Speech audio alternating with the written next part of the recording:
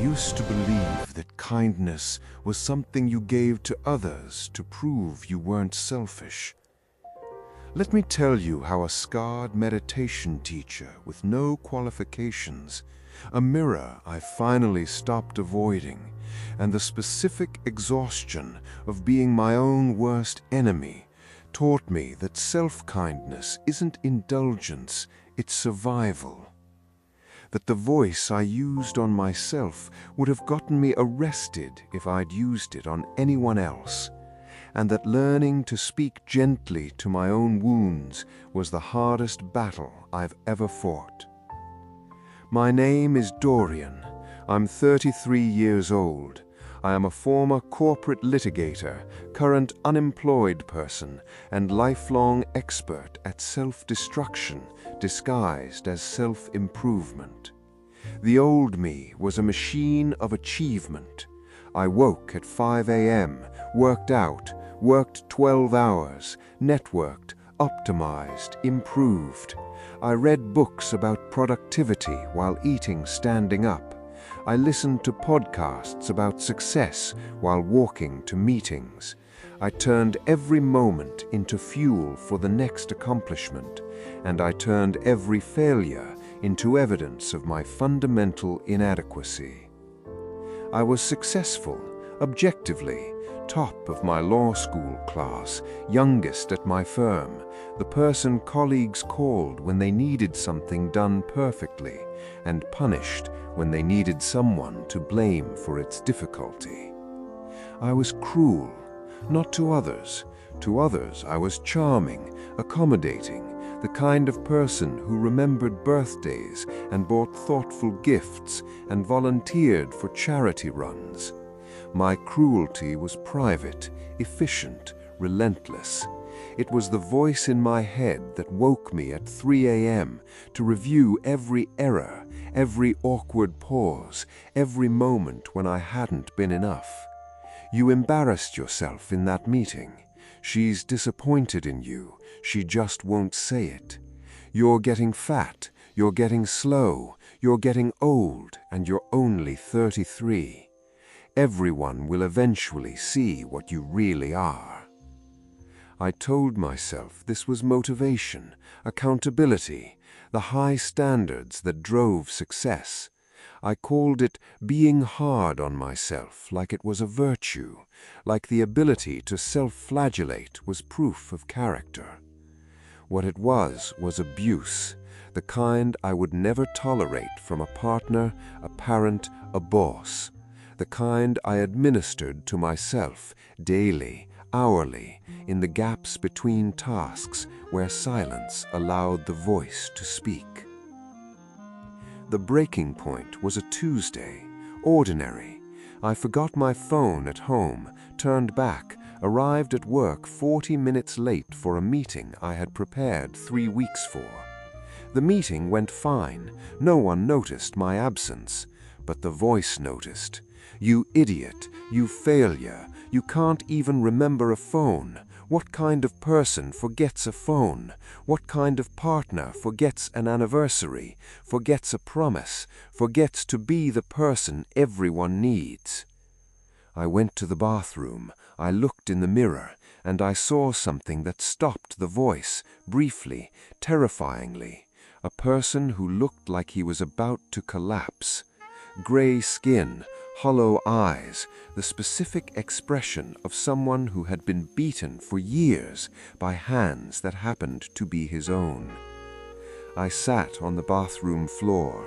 I cried, not elegantly, not cathartically, just release, the exhaustion of maintaining a prison where I was both inmate and guard. I didn't go back to work that day. I didn't go back to that week. I didn't go back to that job, that identity, that version of myself who believed that cruelty was the only path to worth. I found her by accident, or desperation, or the specific gravity that pulls broken people towards those who have learned to hold brokenness. Her name was Suki. She taught meditation in a community center that smelled of old coffee and hope. She was 70, maybe 80, her face a map of scars I never asked about, her body bent in ways that suggested damage rather than age. I attended her class because I had run out of other options. Therapy had felt like performance, me convincing a professional that I was improving. Medication had flattened the voice without addressing its source. I needed something I couldn't name, something that didn't require me to be articulate, accomplished, already healing. The class was simple. Sit, breathe, notice. That was the instruction. No goals, no achievement, no optimization of the meditation experience. I couldn't do it. Of course I couldn't. My mind raced, planned, reviewed, criticized. I spent the entire session berating myself for failing to meditate correctly, which was so perfectly on brand that I almost laughed. Afterwards, Suki approached me, not with the gentle demeanor I expected from meditation teachers, with directness, with recognition. "You're torturing yourself," she said, "in there, right now. I can see it, the way you hold your shoulders, your jaw, your breath. You're not meditating, you're punishing yourself for not meditating well enough." "I don't know how to stop," I said, the first honest words I'd spoken in years. "Because you've never tried kindness," she said. "You've tried achievement, discipline, optimization. You've tried everything except being gentle with yourself, and gentleness is the only thing that works." The work was not meditation, it was excavation. Suki taught me to identify the voice, not to silence it. That was my old pattern, control, suppression, but to recognize it, to hear it as separate from myself, as a program installed long ago, of the internalized cruelty of parents who believed love required correction, of teachers who believed shame motivated improvement, of a culture that sold self-hatred as the price of admission to success. We traced it back, childhood, the specific moments where kindness had been conditional, where approval required performance, where love was earned rather than given. My father's silence when I brought home grades that weren't perfect. My mother's praise that was always "but you could have." The way I learned that I was not inherently worthy, that worth required constant proof, that rest was laziness and self-care was weakness. I had taken these lessons and made them my own. I had become my own father, my own mother, my own relentless taskmaster. I had installed the voice so thoroughly that I couldn't imagine consciousness without it. Suki taught me to speak back, not aggressively, that was just more cruelty directed differently, but gently, to counter the voice with a voice I had never developed, the voice of someone who cared about my survival. The voice says I'm lazy, I would report. "And what would you say to a friend who was exhausted?" Suki would ask. "That they should rest, that they've worked hard, that they're allowed to stop. Say that to yourself." I can't. It feels false, indulgent, like I'm letting myself off the hook. Who installed the hook?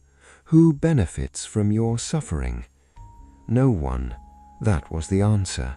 No one benefited. Not my work, which suffered from my exhaustion. Not my relationships, which suffered from my absence. Not my health, which was deteriorating. The cruelty served nothing and no one.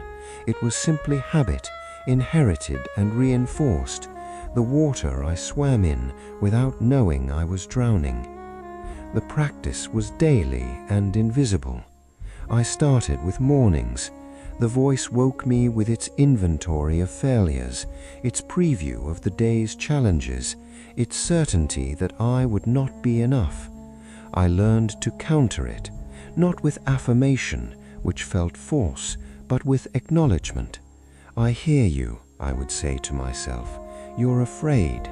You're trying to protect me by preparing me for failure. But I'm safe now. I'm okay. I don't need protection today. I learned to eat sitting down, to taste food rather than consume fuel. The voice wanted efficiency, multitasking, the optimization of every moment. I practiced inefficiency, deliberate, luxurious, the specific rebellion of doing one thing at a time without purpose. I learned to look in mirrors, not for inspection, for encounter, to see myself as a person rather than a project, to notice my eyes, the specific color I had never bothered to register, the evidence that I was alive, present, worthy of the attention I gave everyone else. I failed constantly. The voice was not silenced.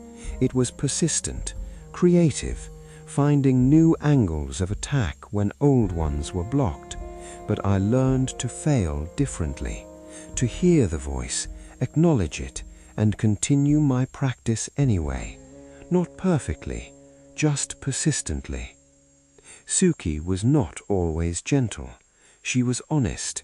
She called me out when my self-kindness became performance, when I used it as another achievement to optimize, when I turned compassion into another standard I could fail to meet. You're doing it again, month 4, when I reported my meditation streak with pride. The goal is not to be good at self-kindness. The goal is to be free from the need to be good at anything.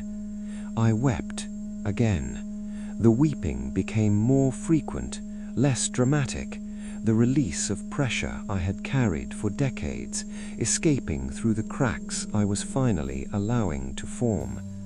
The transformation was not dramatic, not cinematic.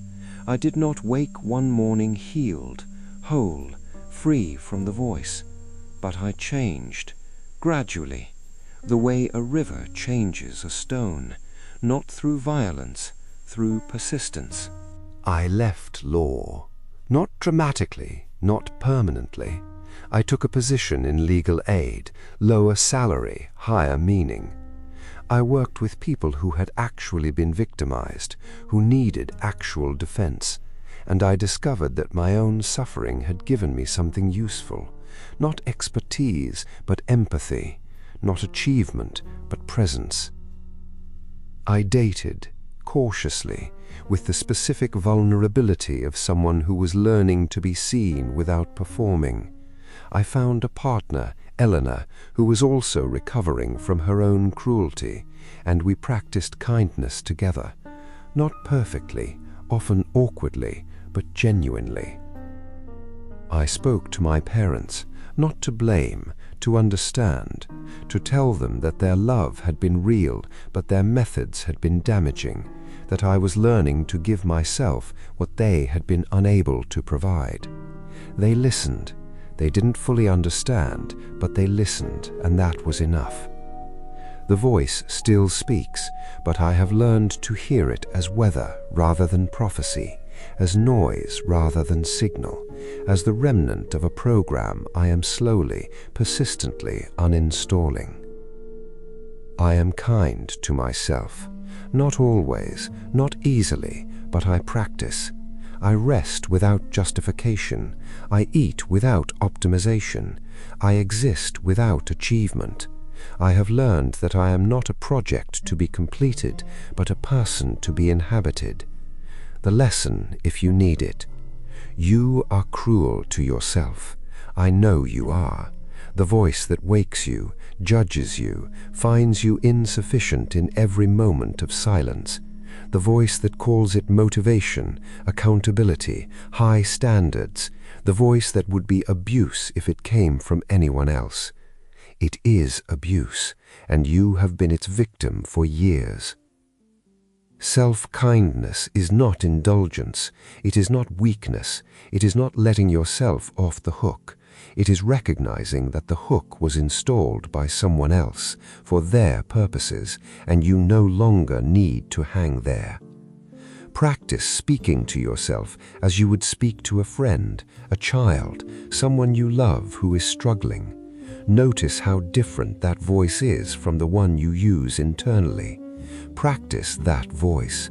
Fail at it. Try again.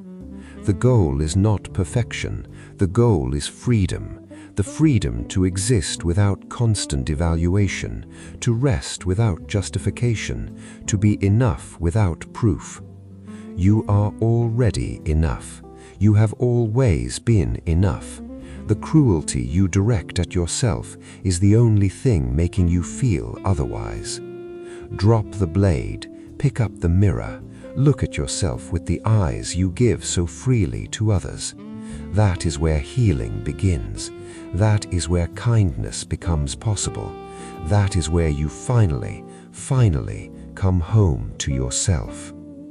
I'm Dorian. I was my own executioner.